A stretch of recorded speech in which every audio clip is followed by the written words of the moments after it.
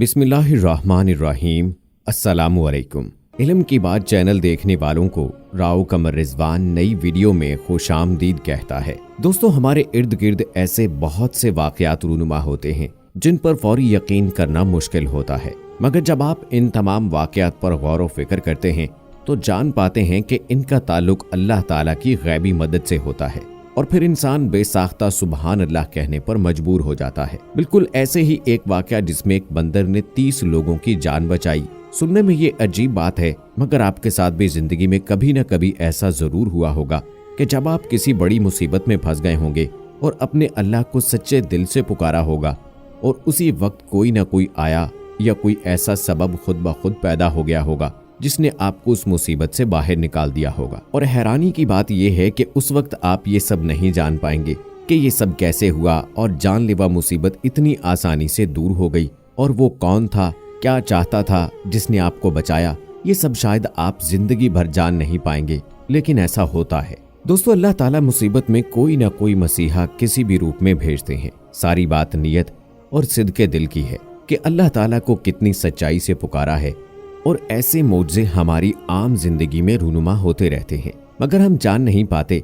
तो आज के वीडियो में हम ऐसे ही सच्चे वाक़यात आपके लिए लेकर आए हैं जहां किसी न किसी तरह से अल्लाह की गैबी मदद लोगों तक पहुंची। ये सब जानने के लिए आपको हमारे साथ वीडियो के आखिर तक जुड़े रहना है, और जिन लोगों ने अभी तक हमारा चैनल इल्म की बात सब्सक्राइब नहीं किया है वो अभी सब्सक्राइब कर लें।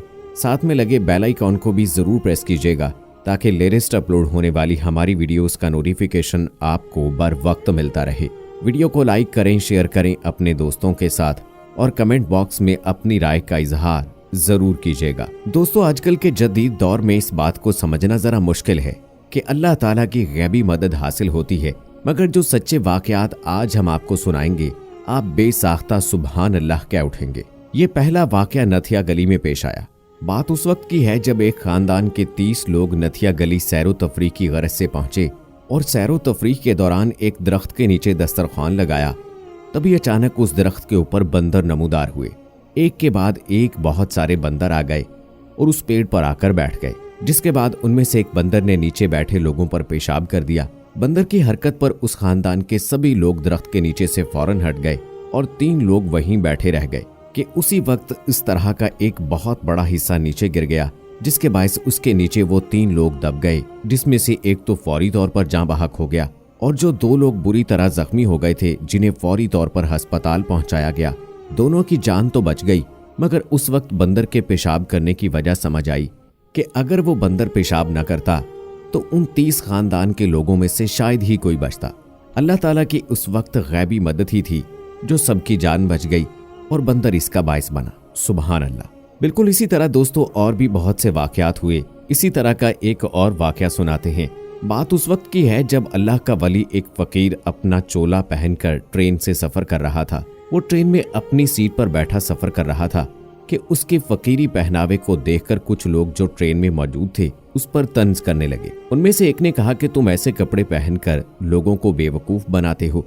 असल में तुम लोग आलसी और धोखेबाज हो। तुम लोगों से मेहनत मजदूरी का काम हो नहीं सकता, और इसी तरह का पहनावा पहनकर लोगों से मांगते हो, उनको अपने जाल में फंसाते हो। लेकिन वो अल्लाह वाला खामोशी से उनकी बातें सुनता रहा और कोई जवाब न दिया, बल्कि उन लोगों की बातों पर दिल ही दिल में मुस्कुराता रहा। बाबा जी की खामोशी पर उन लोगों का गुस्सा 7वें आसमान पर पहुंच गया कि ऐसी बातों पर भी क्यों उसे कोई असर नहीं हो रहा, जिसके बायस वो लगातार उनका मजाक उड़ा रहा था। इसी दौरान बाबा जी को बहुत शदीद भूख लगने लगी। उन्होंने सुबह से कुछ खाया पिया भी नहीं था, और इसी बीच स्टेशन भी आ गया। उन लोगों में से कुछ स्टेशन पर उतर गए और खाने पीने की अशिया खरीद लाए और वापस आकर बाबा जी के सामने खाना खाने लगे। और खाते हुए एक शख्स ने बाबा जी को जुमला कसा कि तुम भी मेहनत मजदूरी करते और कमाते तो तुम भी खरीद के कुछ खा सकते थे। लेकिन उस वक्त बाबा जी बोले कि मैं सिर्फ अल्लाह ताला पर यकीन रखता हूँ और अल्लाह जो चाहेगा वैसा ही होगा। तभी उस लम्हे ट्रेन के उस डब्बे में एक शख्स दाखिल हुआ और बाबा जी के पास आकर पूछा कि क्या आप ही इनायतुल्लाह हैं? बाबा जी बोले, जी हाँ, मैं ही इनायतुल्लाह हूँ। और फिर उसने एक डब्बा बाबा जी को पकड़ाते हुए बोला कि मैं आपके लिए खाना लेकर आया हूँ, मेहरबानी फरमाकर इसे कबूल कर लें। वो बताने लगा कि मैंने कल रात को एक ख्वाब देखा था, और उस ख्वाब में मुझे कोई कह रहा था कि अल्लाह का एक बंदा भूखा है, तुम स्टेशन जाओ वहाँ इनायत उल्लाह होगा, उसको खाना देकर आओ। ये सब बातें वो लोग भी सुन रहे थे जो लगातार उस बाबा जी का मजाक उड़ा रहे थे। ये सब सुनकर वो सब उठकर बाबा जी के पास आए और हाथ पकड़कर बोले कि हमसे बहुत बड़ी भूल हो गई और हमने आपको गलत समझा, और बेशक वो अपने खास बंदों की खुद निगरानी करता है। अल्लाह ने फौरन हमें मुंह तोड़ जवाब दे दिया, हमें माफ फरमा दीजिए।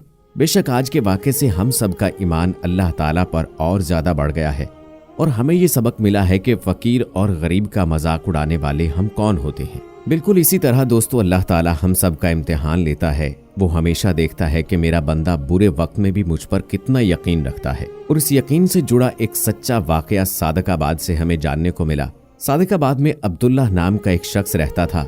उसका एक मेडिकल स्टोर था। अब्दुल्ला ने अपनी जिंदगी का एक ऐसा वाकया सुनाया कि जिसको सुनकर आप भी हैरान रह जाएंगे। अब्दुल्ला बचपन से नेक और दीनदार इंसान था। पंजगाना नमाज के अलावा तहज्जुद गुजार और तिलावत कुरान पाक में ज्यादातर वक्त गुजारा करता था। बाज़-औक़ात सारी रात नवाफिल अदा करता, रोजे और नवाफिल का खास एहतमाम करता था। अब्दुल्ला घर का इकलौता बेटा था। उम्र गुजर गई और अब्दुल्ला ने शादी नहीं की क्योंकि उसका रुझान दुनिया से ज्यादा अल्लाह ताला की इबादत में रहता। फिर घर वाले उस पर शादी का दबाव बढ़ाने लगे थे। उसका दिल अल्लाह के साथ ऐसे मुंसलिक था कि उसने सोच रखा था कि अब इसमें तीसरा कोई नहीं आएगा। बढ़ती उम्र के साथ साथ माँ का घर का काम करना मुश्किल होता जा रहा था। इस सूरत हाल और घर वालों के बहुत ज्यादा जोर डालने पर अब्दुल्ला को बिलाखिर शादी करने का फैसला करना पड़ा और अब्दुल्ला ने बिलाखिर शादी कर ली। शादी के बाद अब्दुल्ला की जिंदगी एकदम बदल गई। रातों की इबादत आहिस्ता आहिस्ता कम होती गई और खास दिनों जैसे रमजान में ही बस ऐसा होता। तहज्जुद भी छूट गई और नमाजों में भी कमी आने लगी और एक ऐसा वक्त भी आ गया कि 5 नमाजों से गफलत होने लगी और फिर अब्दुल्ला मुश्किलात में फंस गया। मेडिकल स्टोर की आमदनी कम हो गई और कर्ज चढ़ने लगा। अब्दुल्ला की जिंदगी जो पहले बहुत खुशहाल थी बुरी तरह से मुतासिर हो गई। वो हर वक्त टेंशन में रहने लगा। इसी दौरान एक दिन एक शख्स मेडिकल स्टोर पर दवाई लेने आया।